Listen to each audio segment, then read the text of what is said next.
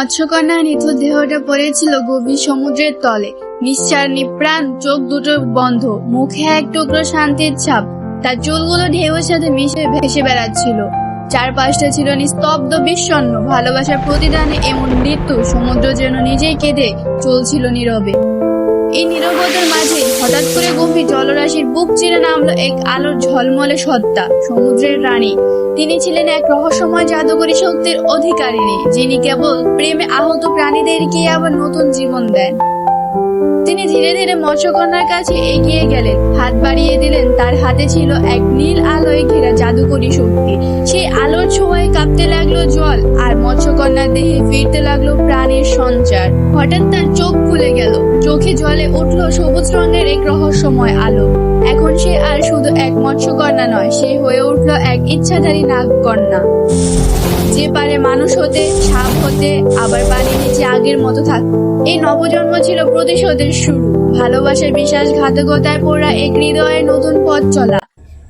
আকাশে বিদ্যুৎ চমকাছে, চারদিকে শুরু হয়েছে ঝড় তুফান, যেন প্রকৃতিও তার ফিরে আসে আনন্দ প্রকাশ করছে।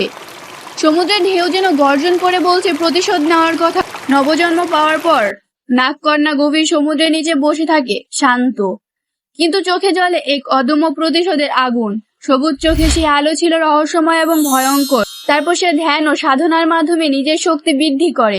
সে আয়নায় যত স্বচ্ছ পানির মাঝে নিজের নতুন রূপ দেখে, এক অসাধারণ সুন্দরী, যার চুল লম্বা ও কোমল, চোখে সবুজ আলোর ঝলকানি, আর তার মধ্যে লুকিয়ে আছে এক বিশাল সাপের শক্তি। নাগকন্যা সমুদ্রের নিচে দীর্ঘ ধ্যান ও প্রস্তুতির পর অবশেষে পানির ঢেউ ভেঙে উঠে আসে জগতের আলো।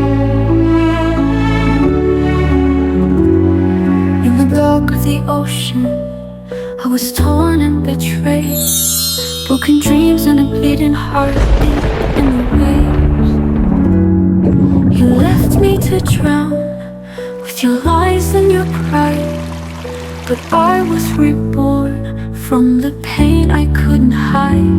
Now I rise, now I burn with the fire in my veins. Golden eyes, serpent soul, breaking every chain.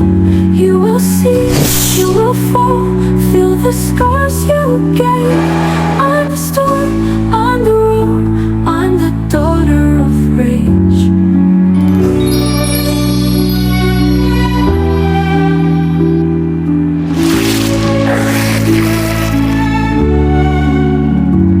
সে এবার মানুষের রূপে নগরের পথে পা রাখে। নগর জীবনে কোলাহল, আলো, এই কৃত্রিমতা তার কাছে নতুন, কিন্তু লক্ষ্য একটাই, নাবিক। ঘন্টার পর ঘন্টা সে ঘুরে, অবশেষে একটি রাস্তার পাশে দাঁড়িয়ে তার চোখে পড়ে এক বিশাল বিলবোর্ড। সেখানে নাবিক এক ঝলমলে হাসিতে, পাশে তার নতুন স্ত্রী। নাগকন্যার হৃদয়ে যেন ছ্যাঁকা লাগে, এক ফোঁটা অশ্রু গড়িয়ে পড়ে। পরদিন সে একটি পার্কে বসে থাকে। হঠাৎ দেখে কিছু বাচ্চা খেলা করছে। তাদের মাঝে একজন ছোট্ট ছেলেকে দেখে থমকে যায়। ছেলেটি দেখতে অনেকটা নাবিকের মতো। এরপরেই তার চোখে পড়ে এক ছবিতে নাবিক, তার স্ত্রী এবং ছেলে। নাগকন্যার বুক ভারী হয়ে আসে। একটা সময় সে যাকে নিজে সবকিছু ভেবেছিল, সে আজ নতুন পরিবারে ফেলছে। একদিন সন্ধ্যায় শহরের ক্লাবে সে দেখতে পায় নাবিককে। নাবিক মেয়েদের সাথে নাচছে, হাসছে, হাতে মদ। নাগকন্যা দূর থেকে দেখে তার চোখে জ্বলে ওঠে প্রতিশোধের আগুন। এরপর সে নাবিকের গাড়িকে অনুসরণ করে, ছায়ার মতো পেছনে পেছনে চলে, সদৃশ্য সাপের মতো নীরবে নিখুঁত ভাবে। নাবিকের গাড়ি একসময় থামে একটি বিশাল বাড়ির সামনে। নাগকন্যা জানে এই বাড়িটাই তার প্রতিশোধের মঞ্চ হয়। সে দাঁড়িয়ে থাকে দূরে, বাতাস তার চুল উড়ে যায়, চোখে আগুন জ্বলে। এখন সে প্রস্তুত প্রতিশোধ নেওয়ার জন্য। রাত গভীর, আকাশে পূর্ণিমার আলো ঝলমল করছে। নাবিক একা বারান্দায় দাঁড়িয়ে চুপচাপ বাইরে তাকিয়েছিল। হাওয়ায় তার চুল উড়ছিল, মুখে এক অজানা অশান্তি, যেন কিছু একটা ঘটতে যাচ্ছে। হঠাৎ পেছন থেকে এক বিশাল কালো সাপ এসে জোরে ধাক্কা দিয়ে ওকে বারান্দা থেকে নিচে ফেলে দেয়।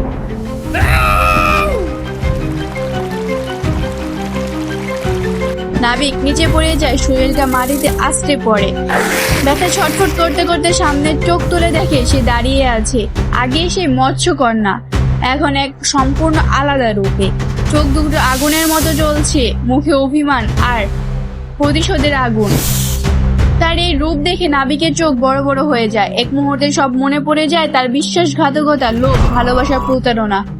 মৎস্যকন্যা ধীরে ধীরে মানুষের রূপ নিয়ে তার কাছে আসে, তারপর আবার রূপ বদলে এক বিশাল কালো সাপে পরিণত হয়। নাবিক ভয়ে পেছাতে থাকে, কিন্তু লাভ হয় না। হঠাৎ সেই বিশাল সাপ ওর সামনে এসে দাঁড়ায়, তার লম্বা শরীরে ঘুরে ঘুরে নাবিককে পেঁচিয়ে ধরে। নাবিক চিৎকার করে ওঠে, কিন্তু কারো শোনার কেউ নেই। সেই বিশাল সাপ তার শরীরে এক ঝাঁপিয়ে পড়ে, নিঃশেষে তাকে শেষ করে দেয়। তারপর নাগকন্যা আবার মানুষের রূপ নিয়ে দাঁড়ায়, চোখে তীব্র রাগ আর প্রতিশোধের তৃপ্তি। সে মুখ খুলে জলময় আগুন বের করে, নাবিকের নিথর দেহটা পুড়িয়ে দেয়। চারপাশে ঝড় উঠেছে, আকাশে বিজলি চমকাচ্ছে, বাতাসে এক অজানা কাঁপুনি। নাবিকের দেহটা আগুনে পুড়ে ছাই হয়ে উড়ে যায়। সবশেষে প্রতিশোধ পূর্ণ। নাগকন্যা ধীরে ধীরে পেছনে ফিরলো, আকাশের দিকে তাকালো, চোখে জল, হয়তো ভালোবাসার, হয়তো মুক্তি। তারপর সে ধীরে ধীরে হাঁটতে হাঁটতে আবার ফিরে গেল গভীর সমুদ্রের দিকে। পেছনে পড়ে রইল শুধু ছাই আর কাহিনী, এক বিশ্বাসঘাতকতার, এক প্রেমের, এক প্রতিশোধের।